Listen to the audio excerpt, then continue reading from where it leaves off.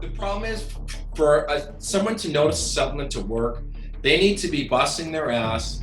Like their diet has to be incredibly clean. It'd be like, does this work for muscle building? Oh, absolutely it does. Then the next person will come up and be like, I don't want this for muscle building because I don't want a bulky body. But can it make me more calm? Absolutely. We're looking for like, and I don't do this anymore, but we're just looking for how can we sell on fear, create an offer for just pushing. We're not even listening to it. So that's what's kind of happening there. Yeah, and you were doing like supplements as well, right? Like that was your right. That was after the supplements. Yeah, we made supplements. I mean, I'll say right now, like when I transitioned, so when I went from the seduction world and into the fitness aspect, I honestly thought it was going to be much less icky, right? No, dude, no. Wrong. Oh my God, the guy who scares women and is selling that, like that guy, he's got issues, but he's being a lot less icky. Yeah. The weight loss gurus have been crazy for a long time. There've been some wild weight loss gurus. It's just, and I think the problem is with a lot of the direct marketing side of it, is it's formulaic deliverables. Like it's maybe the deliverable has some decent exercise tips in it. I mean, the PDF files that have been passed around, everything, that's all the same, but they sell it with like these supernatural claims. Yeah. To people who are the people who are buying it, they're not really, they obviously want that quick fix because they don't want the other fix. So it's an easy kind of sell in a sense. I don't follow, some people are like, oh, they're really stupid. Like, I don't really follow that, that they're dumb. They're just in a way like desperate for something to work, and a lot of them are scared to walk into a gym, but they complicate it with the secrets and the this and the that, and it's got to be this supplement, and you need to get your 30 seconds of rest, and you got to have this, and there's no real programming to it. And the funny thing is going in, even on top of that world, I'll add this, that kind of myself being stuck into like the why the gurus things is people love, like, even though it's sold as simple, it's like it's just more complication and more noise. So now to left turn back to the supplements and where I was writing, some of it was the supplements, we were Google compliant, right? So, but that doesn't mean that everything was 100% true. I think like the Venus Factor, I will say this, I think Venus Factor and Yoga Burn, I think are okay programs, but I don't think, as far as what I was selling, I mean, it's hard to knock because, I mean, also, throwing a lot in here, like John Barbin is tied to it, and a guy named Brad Pilon. And I respect their fitness knowledge to all ends. But I think the aggressive marketing, I think the stretch claims that have been tied with them, not so much to Brad.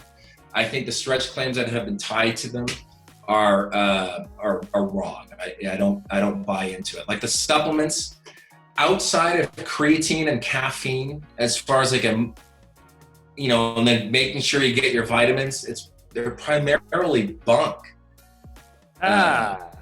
You mentioned ashwagandha too. Right, like ashwagandha, like that is now like, so I should have said this with the supplements. So if anyone, the supplement industry has a huge event in Las Vegas called Supply Side. So there's Supply Side West and there's Supply Side East. I think Supply Side East is in New York. So Supply Side West is like one of the largest showroom floors. So that means like you go to you walk around an event, and this thing is endless. And every single supplement, ingredient, or vitamin from like A through Z is there. So ashwagandha to weird herb from like, who knows what it is, to omega oils. Every single supplement. My parents would have gone to that. Is there. It's expensive. Wow. Now, when I first went to it, because I knew most supplements were probably kind of bunk, but I figured like some of them have to be okay. And they're like, and those guys are like, you're in for an education today. And you were saying about on it too. Like you don't think it's real supplements, or no? I don't know. I think they're trying to do something. I mean, I will say this: like the problem is for someone to notice a supplement to work, they need to be busting their ass. Like their diet has to be incredibly clean. Like Anand and I kind of do starting strength, right? Yeah. So if your diet is perfectly clean, you're perfectly following the formula, you may notice a small, like that 1%, but like you might try like a branch chain amino acid and you just may notice it. Yeah. But it's going to be like that 1%. Like I take something called thermotabs, which is basically just a salt tablet. I noticed that on my squats just in like the last rep, but it's not making or breaking the difference. It's just I recover a little bit better because it's salt. That's all. Your last squat, it gives you an extra half squat or one squat? It's just like the recovery between sets. I kind of notice it. Right. And maybe it is, and it's just sodium, right? So it's an electrolyte basically. Like I'm just noticing it, but it's not going to make or break. It's not going to like, that's the reason why I got the last one. Yeah. My neighbor says he doesn't need glasses anymore because he's taking the keratin pills from Amway. He's selling them too, by the way. Yeah, I mean, I'm not trying to sell it. It sounds like I'm trying to sell it. Yeah, like I think you don't know how that, you don't like the murky areas. You don't know how it's going to react to someone genetically, right? Like, and we could all take the same thing. Yeah. Maybe one of us notices that 0.5%, but yeah, right. I feel like that's why they're completely non-active. Like it seems, that's what I've always believed, is that all the supplement stuff, it's all just like, if you believe it, go for it. But there's also the placebo effect, right? There's also placebo. What's that? There's also the placebo effect. I think I used to listen to Greg Nuckols, his podcast on fitness, and they were like, they gave a group of athletes some sugar pills and they said it's steroids. And then they started to like work out harder and they got stronger. It was the sugar. Yeah. Right. Like there definitely is that. Like, that's gonna happen. But I think people quickly suddenly realize it's not really gonna work out. Like in the supplement industry, like going back to supply side, you walk up to ashwagandha, that is so the hots or the fad supplements are gonna be all featured. Right, and they're stoked because they're making a ton of money because like maybe 3 years before they're out by like the back of like the pizza station and they have some weird pitch man like, hey, ashwagandha, what ails you? Like this is a cure all. Like now we're front and center. For whatever reason, we are front and center. So they hire professional salespeople. Like car events have these things, so they hire pros. They get all the sales information down. But if you just sat back and watched the ashwagandha people, someone will come up and be like, does this work for muscle building? Oh, absolutely it does. Then the next person will come up and be like, I don't want this for muscle building because I don't want a bulky body, but can it make me more calm? Absolutely it does. And here's our studies to show you that it does that. Wow. Just like what do you showed need? The other studies. Hey, where did we get this ashwagandha? I think they're going to be they're going to be our supply now. Like Joe Rogan has his mushrooms and we have our ashwagandha. I mean, I saw a great video yesterday about mushrooms. I always thought that about those mushroom pills too, Superbrain. I was like, come on, guys, what are you buying? Right. I know a lot of comics who buy it because Joe Rogan comics, right? They love it. Right. But I always was like, what are you buying this for?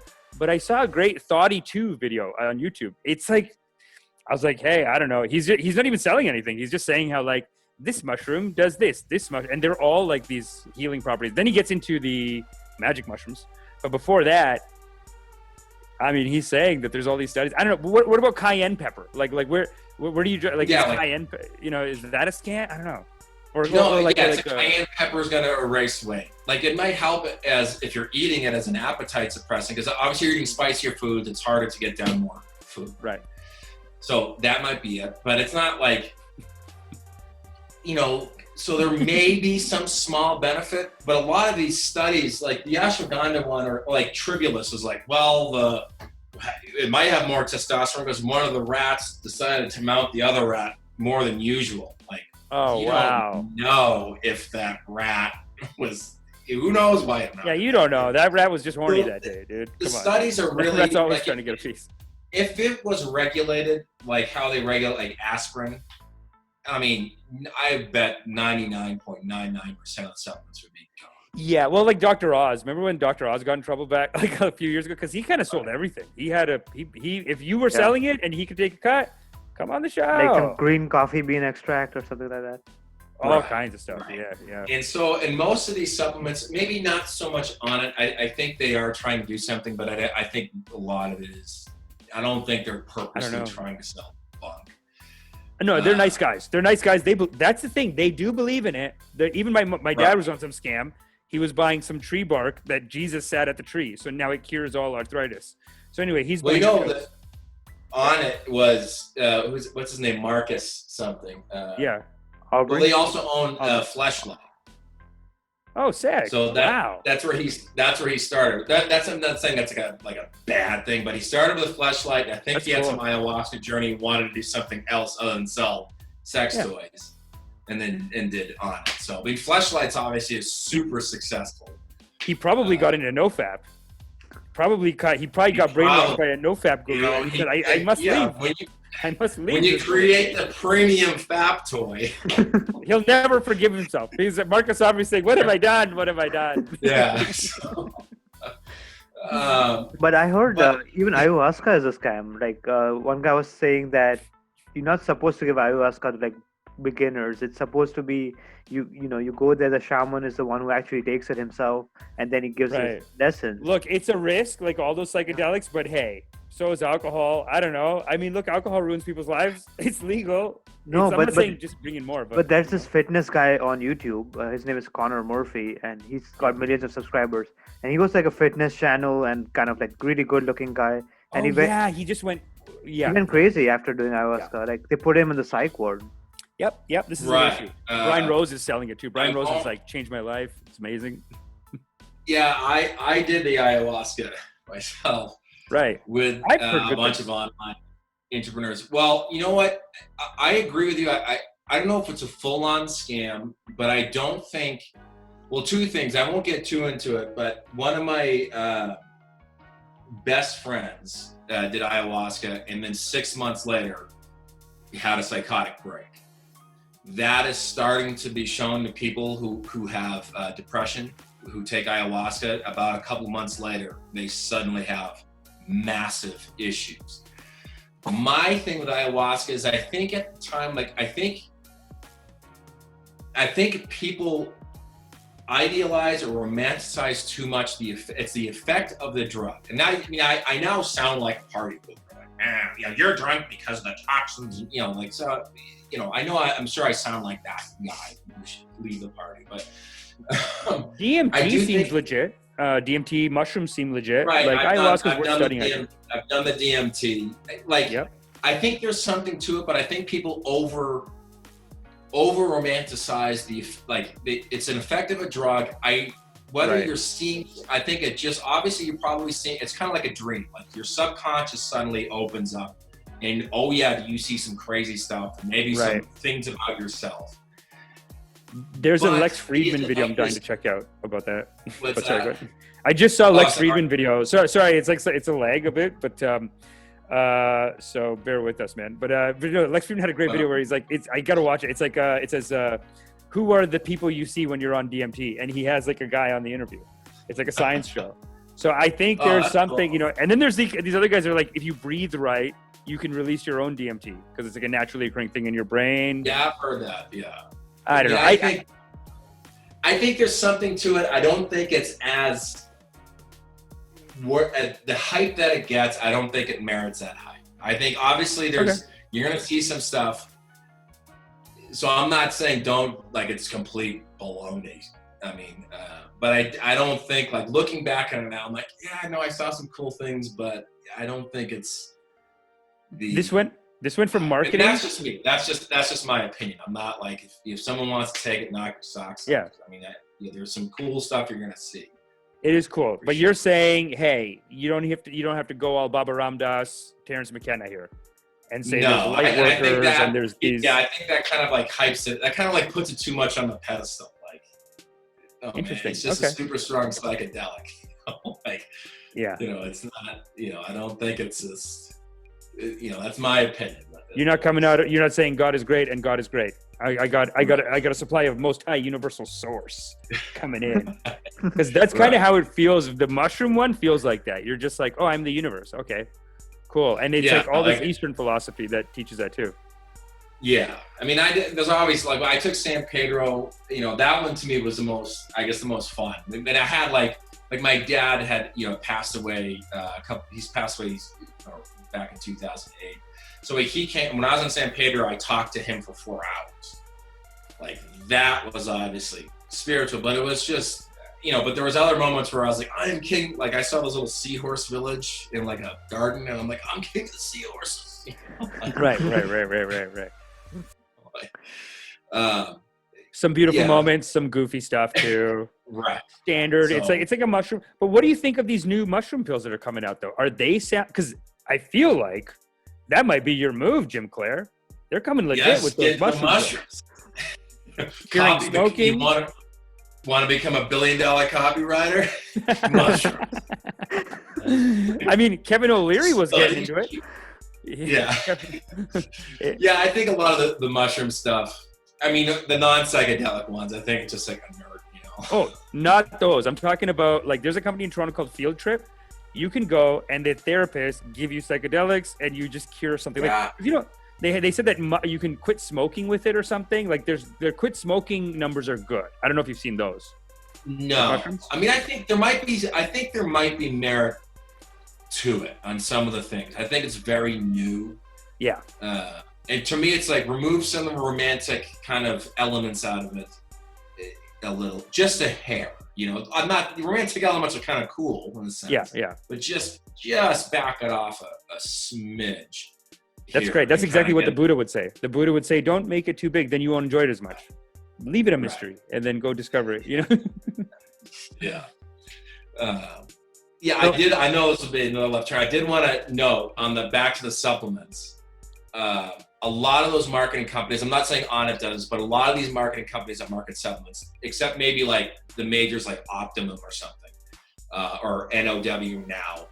But when you see these things sold online, these guys, here's what happened. Like, when I went to supply side, I do what most of these, one, supply side doesn't really care about direct marketers, because we don't have, even though it's like, oh, I make millions, you go there and you're like, yeah, that's great, that's funny, they make billions. So, go talk to that. How much are you going to ship? Yeah, we're going to ship like a ton. Yeah. But is ClickFunnels the new ClickBank? Because ClickFunnels does these awards. No, I'll get it to that in a second. But ClickBank didn't do awards, eh? Come on. So a lot of these guys, like for supplements, like they go in like I did. You're looking for the ingredient to start to make the stretch claims to sell the offer. So you have the offer already made. You're just trying to compile ingredients, or hey, ashwaganda's hot right now. Let's go see what we can do with it. So it isn't like we're building the supplement and testing it on people. You're walking in with the offer already in mind. You already know how you're going to sell the offer. You're just looking for can we stretch the claim to match this? So that's what a lot of these that's what a lot of them. That's what a lot of them do. Yeah, sorry I cut you off, but I had to get that. That's okay. No, I think that could be the line too. That could be that is one definite ethical line of, like, you mentioned this. Spencer talks about this, qualifying your clients, and even Chris Do, who I love his channel, would love to hear if you have some stuff to say about him too. But Chris Do is talking about, like, you're not going in telling someone what they need. You're supposed to listen to them and prescribe. You're supposed to be like, their guru. You're not even doing that. We're looking for, like, and I don't do this anymore, but we're just looking for how can we sell on fear, create an offer for it, and just push it. We're not even listening to it. So that's what's kind of happening.